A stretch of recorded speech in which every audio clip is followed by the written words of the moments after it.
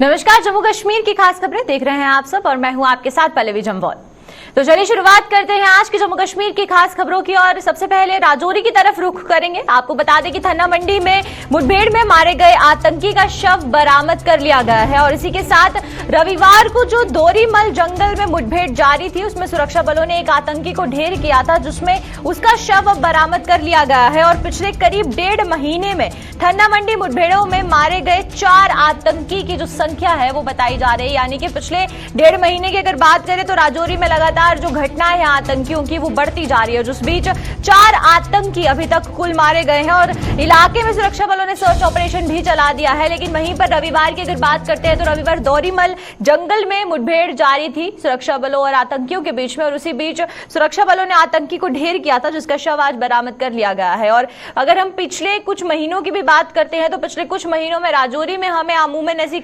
जो घटनाएं हैं वो देखने को मिल रही है और जिस बीच आतंकी घटनाएं बहुत तेजी से बढ़ती जा रही है, क्योंकि 15 अगस्त से पहले से ये घटनाएं शुरू हो चुकी थी और अभी तक इसका जो स्तर है वो बढ़ता ही जा रहा है, जिसके तहत काफी ज्यादा दिक्कतें आ रही है हमारे सुरक्षा बलों को। हालांकि अगर बात करें इस बार भी आतंकियों के जो मंसूबे थे उनको नाकाम करते हुए हमारे सुरक्षा बल नजर आए यहां पर, लेकिन फिर भी इसके बाद भी राजौरी की अगर बात करें तो शांति पर किस तरीके से असर पड़ रहा है वो जानना बहुत ज्यादा जरूरी है। ज्यादा जानकारी के लिए हमारे साथ हमारे संवाददाता जमशीद मलिक यहां पर ज्वाइन कर चुके हैं, तो जमशीद से जानते हैं। जमशीद, पहले मैं आपसे ये जानना चाहूंगी, सर्च ऑपरेशन चलाया जा रहा है तो कौन कौन से ऐसे इलाके हैं जहां पर सर्च ऑपरेशन को चलाया जा रहा है? बिल्कुल, जिस तरह ये कि पिछले कुछ दिनों से लगातार राजौरी में दूर दराज इलाकों में खास करके थन्ना मंडी के जंगलों के इलाकों में सर्च ऑपरेशन चलाया जा रहा था, जहां कल भी सर्च ऑपरेशन के बाद एक बार फिर दोबारा डूंगीमाल इलाका है जो बहुत घना जंगल है, जिस इलाके में इस सर्च ऑपरेशन के दौरान यहाँ इनकाउंटर शुरू हुआ। इनकाउंटर में जहाँ एक मिलिटेंट को मार गिराया गया था वहां हमारा एक जवान भी जख्मी हुआ था, मगर आज उस मिलिटेंट की डेड बॉडी भी रिकवर कर ली है और अभी तक डिटेल से सामने नहीं आ पाई कि और इससे क्या क्या मिला और देर शाम तक थोड़ी देर बाद इसकी रिकवरी भी की डिटेल भी सामने आ जाएगी। मगर उसके बाद इस पूरे इलाके में कहें हम मंजाकोट के कुछ इलाके हैं या थाना मंडी के कुछ इलाके हैं, इन इलाकों में सर्च ऑपरेशन आज भी चलाया जा रहा है, क्योंकि एक मिलिटेंट के होने की बात सामने नहीं आई थी बल्कि 2 से 3 मिलिटेंटों के ग्रुप के होने की बात सामने आई थी, जिसके बाद ये सर्च ऑपरेशन चलाया गया तो सर्च ऑपरेशन में एक मिलिटेंट को जरूर मार गिराया गया, मगर उसके बाद सर्च ऑपरेशन अभी भी लगातार चल रहा है। जी पल्लवी। बिल्कुल जमशेद, मैं आपसे ये भी जानना चाहूंगी, राजौरी की अगर बात करें तो राजौरी में पिछले कुछ महीनों से इस तरीके की घटनाओं में बहुत ज्यादा इजाफा हो रहा है, तो क्या लगता है कि जहां पर एक तरफ सरकार कोशिश कर रही है कि आतंकवाद को खत्म किया जाए, वहीं पर जम्मू के भी अब राजौरी इलाके से इस तरीके की घटनाएं सामने आ रही है, तो कितना जरूरत की बात है कि लोगों को जागरूक किया जाए और ये जो आतंकी घटनाएं हैं इस पर अंकुश लगाने के लिए जो सुरक्षा है, जो सिक्योरिटी है, उसमें इजाफा होना चाहिए। बिल्कुल, अगर राजौरी की बात करें तो पिछले 40 दिन के अंदर ये तीसरा बड़ा इनकाउंटर है। इस वक्त अगर इसको मिला के बात करें तो 4 मिलिटेंट इसमें मारे गए इस इनकाउंटर के दौरान। मगर बड़ी बात यह है कि जहां लाइन ऑफ कंट्रोल पर अगर सीज फायर माहिदा हुआ है उसके बाद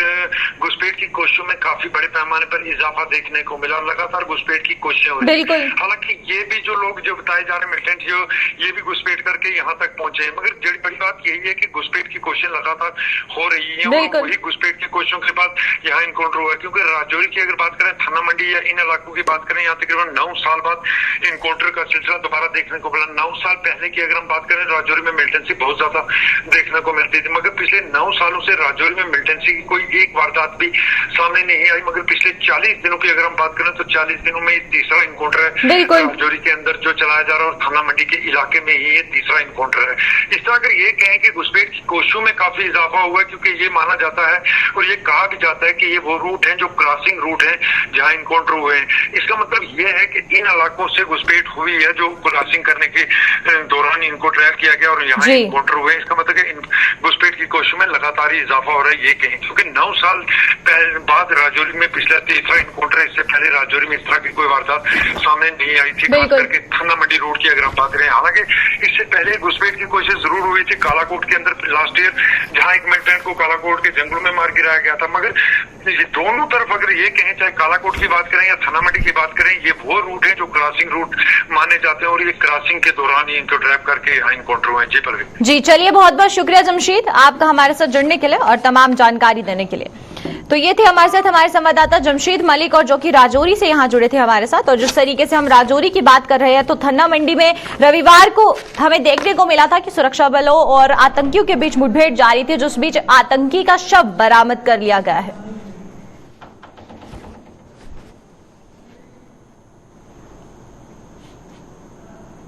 तो चलिए अब राजौरी के बाद रुख करते हैं सांबा की तरफ। सांबा की अगर बात करें तो तस्करों पर एक बड़ी कामयाबी हमारी पुलिस ने यहां पर दिखाई है। वहीं पर आपको बताएं कि नशा तस्करी के खिलाफ मुहिम में जोर पकड़ते हुए नजर आ रही है, और सांबा में 6 क्विंटल भुक्की के साथ 2 लोगों को गिरफ्तार भी किया गया है। और साथ ही साथ कश्मीर से ये ट्रक आ रहा था जहां पर 6 क्विंटल भुक्की को बरामद किया गया है। और ये जो खेप थी ये राज्य से बाहर लेकर जाई जा रही थी, यानी कि जम्मू कश्मीर से बाहर लेकर जाई जा रही थी। और उस बीच नशा तस्करों को पकड़ने की ये जो मुहिम थी ये बहुत तेज होती हुई नजर आ रही है। और ये जो वाकया है ये देर रात सामने आया, जहां पर 6 क्विंटल भुक्की को पकड़ा गया है और साथ ही साथ 2 लोगों को गिरफ्तार किया गया है जो इस भुक्की को कश्मीर से लेकर आ रहे थे। ज्यादा जानकारी के लिए हमारे साथ हमारे संवाददाता यहां पर ज्वाइन कर चुके हैं ऋषि से जानते हैं। ऋषि, पहले मैं आपसे जानना चाहूंगी कि ये जो ट्रक था ये कश्मीर से आ रहा था और सांबा में इस ट्रक को पकड़ा गया है, तो क्या बीच में कभी भी किसी भी तरह की कोई जांच नहीं हुई, कोई चेक पोस्ट नहीं आया, कोई नाका नहीं आया?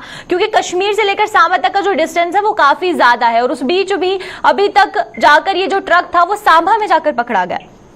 देखिए पल्लवी, आपको बता दें कि बड़ी हैरान करने देने वाली बात है कि अगर ये कश्मीर से ट्रक चला है तो रास्ते में इसकी चेकिंग क्यों नहीं की गई, ये एक सवालिया निशान है। और ये सिर्फ नशे की बात नहीं है, इसमें दिक्कत कारण ये भी है कि अगर कोई हथियारों की खेप लेकर वहां से आ जाता है तो ये देश के अन्य हिस्सों में पहुंचाई जाती है, तो ये एक बहुत बड़ा थ्रेट हो सकता है। लेकिन ये जो कामयाबी नशा तस्करी के खिलाफ जो अभियान पुलिस ने छेड़ा हुआ है, ये कामयाबी सांबा जिला पुलिस की जो मानसर पुलिस टीम है उसे मिली है। मानसर इलाके में इस ट्रक को धर दबोचा गया है। ये कश्मीर ट्रक है और 2 इसमें कश्मीर बेस्ड जो स्मगलर्स है वो भी पकड़े गए हैं जो दोड़ू अनंतनाग के रहने वाले हैं। आपको बता दें मानसर पुलिस टीम को जो अपने रिलायबल सोर्सेज के हवाले से जानकारी मिली, उसी जानकारी के आधार पर मानसर पुलिस टीम ने अपनी नफरी तैनात कर दी नाका पॉइंट पर। और नाका पॉइंट पर जैसे ही ये गाड़ी पहुंचती है इसे रोका जाता है। हालांकि इसने गाड़ी की स्पीड भी बढ़ाने का प्रयास किया, लेकिन इसे पकड़ा गया, इसे वहां पर चेक किया गया और चेकिंग के दौरान लगभग 26 से 27 बैग थे जो भुक्की से भरे हुए थे और इसे पंजाब की ओर ले जाने का प्रयास इन नशा तस्करों द्वारा किया जा रहा था। और पुलिस ने जब चेक किया तो इसमें अलग अलग सैंपल्स भी निकाले गए और आपको बता दें कि बड़ी चालाकी से इन्होंने जो बैग से उसे ऐसे सतह पर रखा हुआ था कि किसी को पता ही ना चले। लेकिन इसमें 2 जो ये आरोपी पकड़े गए हैं इनसे अब लगातार पूछताछ की जा रही है कि पंजाब के किस हिस्से में ये भुक्की की खेप जो वो लेकर जाना था। और बताया जा रहा है कि ये जो लेन देन की प्रक्रिया इनके द्वारा की जा रही थी, इसके ऊपर जो सरगना जो गिरोह काम कर रहा है उसके तक भी पहुंचना होगा पुलिस को, अगर नशे की इस बढ़ती तादाद को रोकना है। क्योंकि नशा जो समाज में फैलता जा रहा है उससे युवा जो है वो पूरी तरह से ग्रस्त होते जा रहे हैं, युवाओं की जिंदगी बर्बाद हो रही है और युवाओं का मेन स्ट्रीम में वापस आना काफी मुश्किल है। और इनके ऊपर एनडीपीएस एक्ट के तहत मामला भी दर्ज कर लिया है। और अब जिस तरह से इस ट्रक को पकड़ा गया है, ये कश्मीर बेस्ड ट्रक है, कश्मीर बेस्ड ये स्मगलर्स हैं, तो इससे पहले भी कई तरह से जो खेप है नशे की वो बाहर लेकर जाई जाती है या नशे की खेप हमारी जम्मू कश्मीर यूटी में भी लाई जाती है। तो ये लेन देन की प्रक्रिया में यहाँ युवाओं को बर्बाद किया जा रहा है। अब पुलिस ने मामला दर्ज कर लिया, इन दोनों की गिरफ्तारी कर ली है और आगे पूछताछ इनसे लगातार जारी है। लेकिन सवाल ये खड़ा होता है सिक्योरिटी के ऊपर कि अगर ये ट्रक कश्मीर से चला है तो लगभग 300-350 किलोमीटर का ये सफर तय कर यहाँ मानसर तक पहुंच गया है, तो पीछे क्यों नहीं चेक किया गया? पीछे कितने सारे टोल माफ कीजिए जो चेक नाकाज आते हैं पुलिस के, वहां पर नहीं रोका गया। तो इसमें एक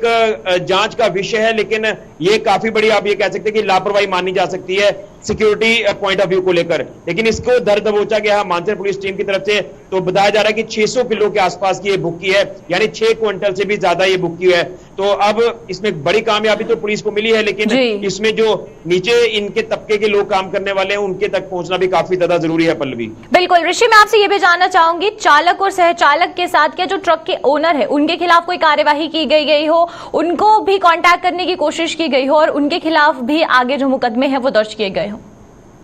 देखिए पल्लवी, आपको बता दें कि जब भी इस तरह की कोई भी जो लोड कैरियर गाड़ियां होती हैं, ये देश के अन्य हिस्सों में जो है वो ट्रांसपोर्ट करती है मटेरियल को, लेकिन इसमें ये सवालिया निशान सवाल कह सकते हैं या फिर ये भी कह सकते हैं कि ये अपने बेनिफिट के लिए जो नशा तस्करी है ये करते हैं। खासतौर पर ड्राइवर कंडक्टर्स की मैं बात कर रहा हूं, तो कई बार ये बातें मालिकों तक, ये ओनर है उनके तक नहीं पहुंच पाती हैं। ये बाहर से ये जो गोरख धंधा, इलीगल धंधा करते हैं अपनी मोटी कमाई के लिए। लेकिन अब देखना यह है कि जो इनके ओनर है गाड़ी के, उनके तक पुलिस पहुंचती है, नहीं पहुंचती है, या फिर इन्हीं तक पहुंचकर जो है पूरी गुत्थी सुलझाती है कि ये जो नशे की खेप बाहर लेकर जाने का प्रयास किया जा रहा था, जिसका बांडाफोड़ पुलिस ने किया है, तो ओनर तक किस तरह से पहुंचा जाता है और इनके ऊपर एनडीपीएस एक्ट जो लगाया गया है, इसके बाद क्या कार्रवाई होती है। क्योंकि ये पहली बार तो नहीं होगा कि ये पहली बार ये खेप लेकर जा रहे हैं। इससे पहले भी कई तरह की खेप जो वो नशे की लेकर जाते होंगे या और भी कई ऐसी संदिग्ध चीजें लेकर जाते होंगे। ये एक इन्वेस्टिगेशन का पार्ट है, लेकिन अब पुलिस इनसे लगातार पूछताछ कर रही है। उम्मीद है कि ये और भी खुलासे करेंगे कि ये कहां पर खेप पहुंचाते हैं, कौन कौन इसमें लोग इन्वॉल्व हैं जो मोटी कमाई करते हैं और युवाओं को लगातार बर्बाद करने का ये जो कोशिश, ये प्रयास कर रहे हैं। इसमें अब इनकी जो धरपकड़ है वो भी लगातार तेज की जा रही है। बिल्कुल ऋषि, यहाँ पर आखिरी सवाल मेरा आपसे ये रहेगा कि अगर बात करें इन्वेस्टिगेशन की, तो इन्वेस्टिगेशन जहां पर लोगों पर की जा रही है जो कि ट्रैफिकिंग कर रहे हैं पूरे तरीके से, लेकिन वहीं पर प्रशासन पर भी सवाल उठता हुआ नजर आ रहा है कि अगर चेक पोस्ट है, क्योंकि सांबा से लेकर श्रीनगर तक का जो डिस्टेंस है वो काफी ज्यादा है, उस बीच में बहुत सी ऐसे चेक पोस्ट भी आते हैं, बाकायदा ट्रक्स को रोककर उनकी चेकिंग की जाती है। तो ये जो लूप होल बीच में आ रहा है, इसको भी नजर रखने की और इसकी क्रॉस चेकिंग की कितनी ज्यादा जरूरत है यहाँ पर?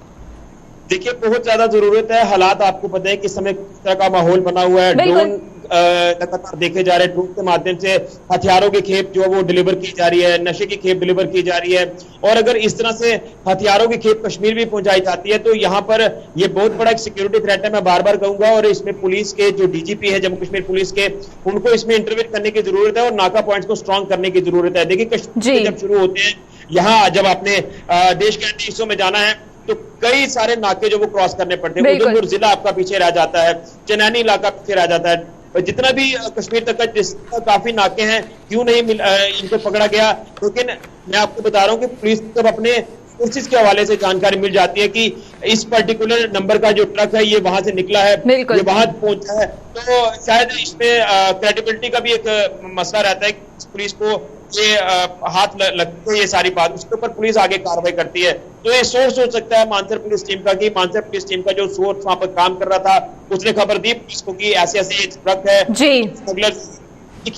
तो इसके ऊपर कार्रवाई करने की जरूरत है। प्रशासन को इसमें बड़े स्तर पर इंटरवेंट करने की जरूरत है अगर इस तरह की वारदातों को आगे आने वाले दिनों में रोकना है। बिल्कुल, चलिए बहुत बहुत शुक्रिया ऋषि आपका हमारे साथ जुड़ने के लिए और तमाम जानकारी साझा करने के लिए।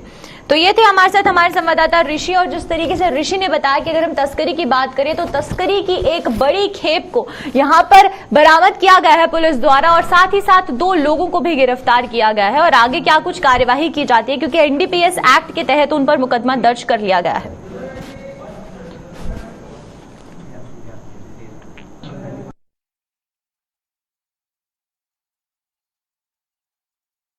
तो चलिए अब रुख करते हैं अगली खबर की और बात करेंगे एम्स की। तो एम्स को लेकर एक बड़ी खबर सामने आ रही है। आपको बता दें कि अगर हम एम्स को देखें तो अगले साल तक दिसंबर तक एम्स का काम शुरू हो जाएगा, यानी कि जम्मू में एम्स जो है वो ऑपरेशनल मोड पर शुरू हो जाएगा और करीब 2000 करोड़ रुपए की परियोजना पर काम तेजी से किया जा रहा है। और एम्स शुरू होने पर रोजाना 10,000 मरीजों की यहां पर पहुंचने की संभावना भी जताई जा रही है। विजयपुर जम्मू पठानकोट हाईवे पर एम्स का निर्माण हो रहा है, जिसको लेकर अब एक बड़ी खबर सामने आ रही है कि अगले साल दिसंबर तक एम्स यहां पर ऑपरेशनल मोड पर शुरू हो जाएगा, यानी कि मरीज जा सकते हैं एम्स और अपना इलाज करवा सकते हैं। लेकिन वहीं पर बात करें अगर तो बहुत से सवाल लोगों के मन में यहां पर अभी भी खड़े हो रहे होंगे, क्योंकि एम्स को लेकर बात की जाए तो एम्स का जो प्रोजेक्ट है वो काफी ज्यादा पुराना है, लेकिन अब तेजी से इस पर काम किया जा रहा है। 2,000 करोड़ रुपए की परियोजना पर यहां पर जो काम चल रहा है उसको लेकर भी अब देखने को मिल रहा है कि जम्मू के जो लोग हैं उनको काफी ज्यादा राहत की सांस मिलेगी। जम्मू के साथ साथ जम्मू कश्मीर के साथ साथ अगर बाकी के राज्यों के लोग बोले जिन्हें दिल्ली जाना पड़ता था,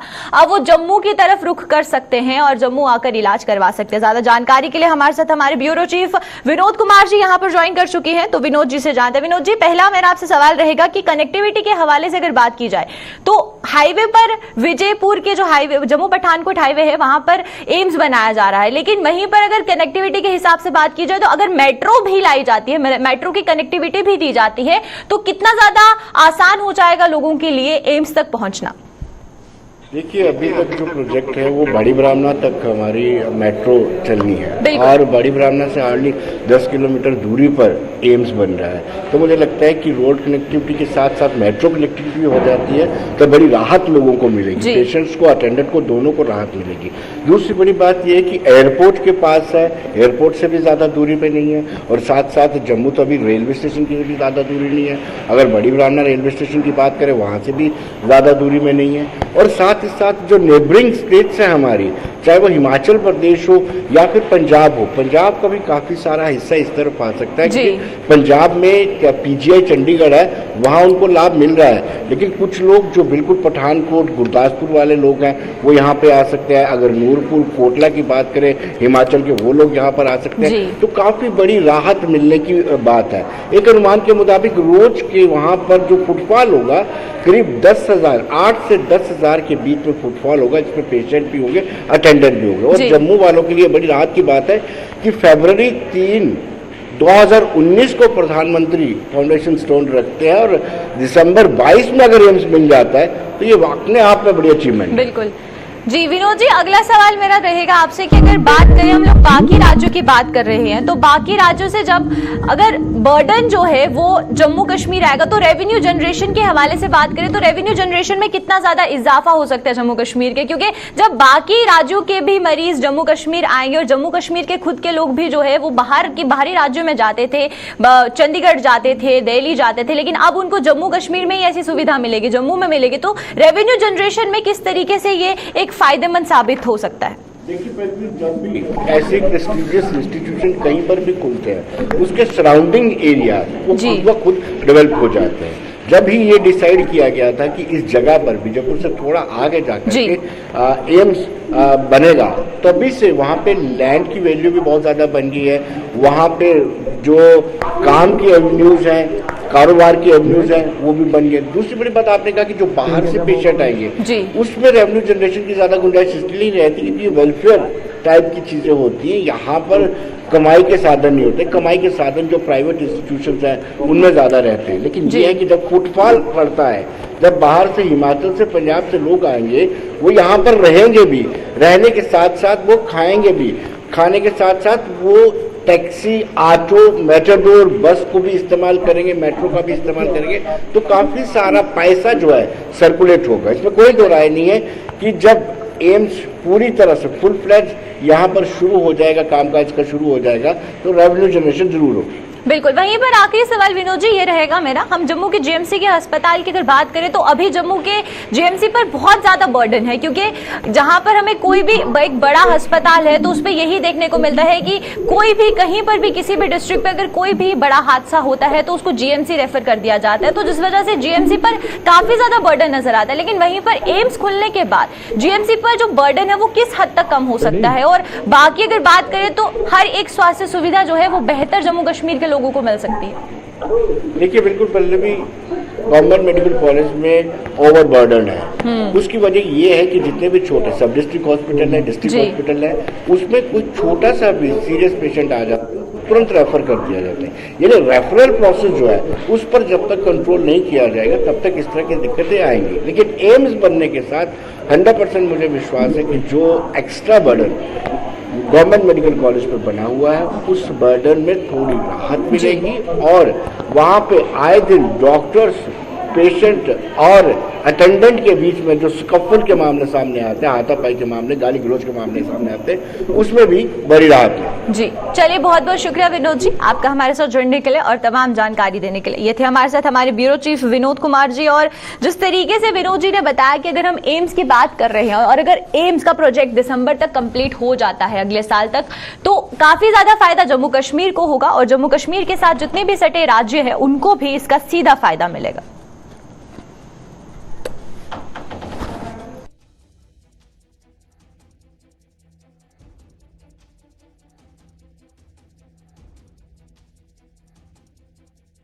तो चलिए अब रुक करते हैं अगली खबर की तरफ और बड़ी खबर सामने आ रही है। आपको बता दें कि रेल मंत्री अश्विनी वैष्णव अब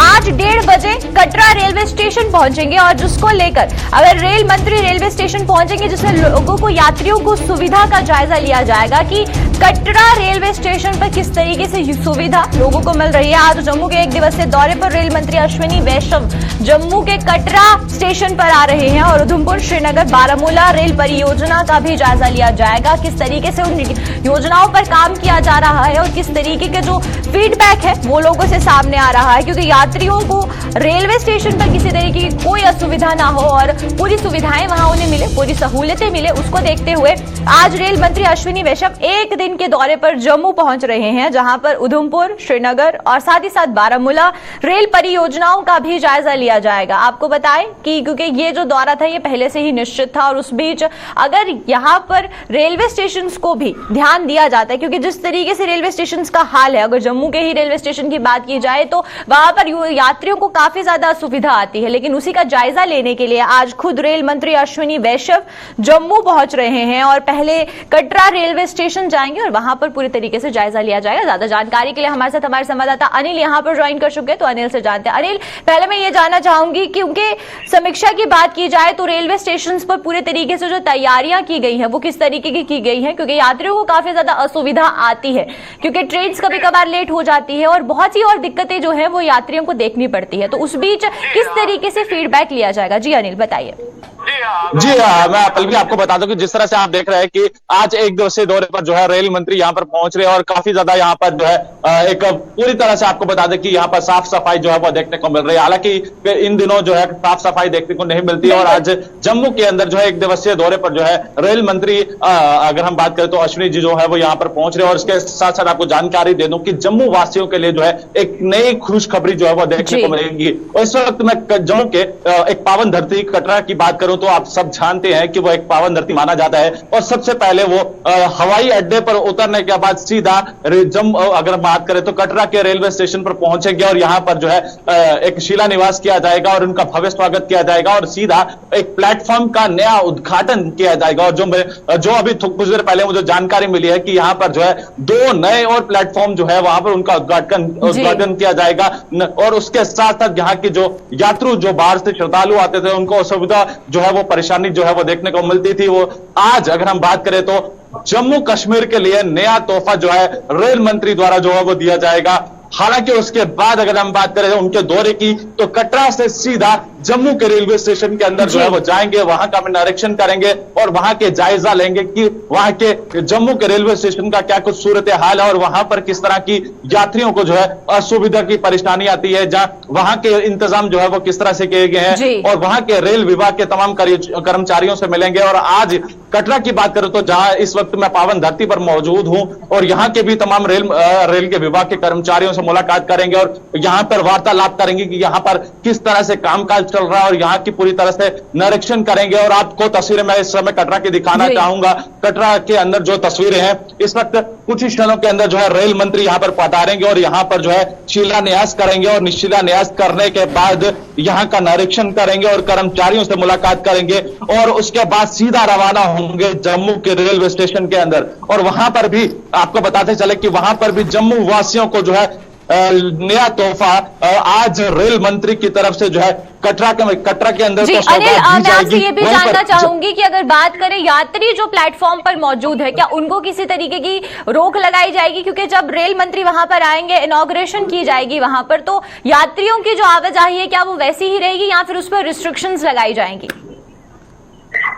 जी अभी तक की अगर हम बात करें तो यहाँ पर कोई भी ऐसी रिस्ट्रिक्शन जो है वो देखने को नहीं मिली है, यात्रियों को कोई भी रोक टोक जो है वो देखने को नहीं मिली और पूरी तरह से यात्रियों को यहाँ पर आवाजाही के लिए कोई भी रोक नहीं लगाई गई है। हालांकि उनके जो समय पर निर्धारित जो ट्रेन है उसी में उनको भेजने की जो है वो तैयारियां की गई है। हालांकि रेल मंत्री अभी पहुंचे नहीं है, रेल मंत्री पहुंचने के बाद ही अगर हम देखेंगे कि क्या यात्रियों को असुविधा की परेशानी जरूर आएगी या नहीं आएगी वो तो देखने वाला समय ही बताएगा। मगर अब अगर हम बात करें जम्मू की, अगर हम बात करें और उसके बाद उनका जो दौरा है पूरी तरह से, वो भी हम आपको विवरण करना चाहेंगे कि वो जम्मू के रेलवे स्टेशन के बाद सीधा जाएंगे, अगर हम बात करें तो जानीपुर के अंदर जाएंगे, जानीपुर में भी वहां पे निरीक्षण करेंगे, वहां के पूरा जायजा लेंगे और उसके साथ साथ रघुनाथ मंदिर भी जाएंगे। और उसके बाद आपको बताते चले कि जम्मू का जो सर्किट हाउस है वहां पे बीजेपी के तमाम कार्यकर्ताओं से मुलाकात करेंगे और जम्मू का पूरा जायजा लेंगे कि जम्मू के अंदर जिस तरह से रेल विभाग का जो कामकाज है वो किस तरह से चल रहा है, उसकी पूरी जानकारी की निरीक्षण करेंगे।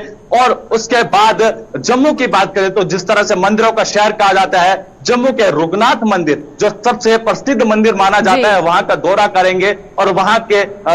मंदिर के अंदर जो है पावन दर्शन करेंगे। और दर्शन करने के बाद जो उनका 1 दिवसीय दौरा है वो सीधा जम्मू हवाई अड्डे से वापस दिल्ली की ओर रवाना होंगे। मगर खास बात अनिल, यह है आखिरी कि सवाल रेल मैं मंत्री आपसे के ये आने, जानना चाहूंगी अनिल, बात करें श्रीनगर की, बारामूला की और साथ ही साथ उधमपुर की, तो ये जो परियोजना यहाँ पर काम कर रही है उनका जायजा लेने के लिए वो वहां पर पहुंचे हैं, तो उसको लेकर क्या अधिकारियों के साथ कोई भी बैठक की गई हो, किसी भी तरीके की कोई बैठक और समीक्षा की जाए, क्योंकि जो परियोजनाएं चल रही हैं उनको किस तरीके से चल रही है, कितनी तेजी से चल रही है, उसका फीडबैक लेना बहुत जरूरी है। तो उसके लिए क्या किसी भी अधिकारी के साथ मीटिंग वहां पर फिक्स की गई हो?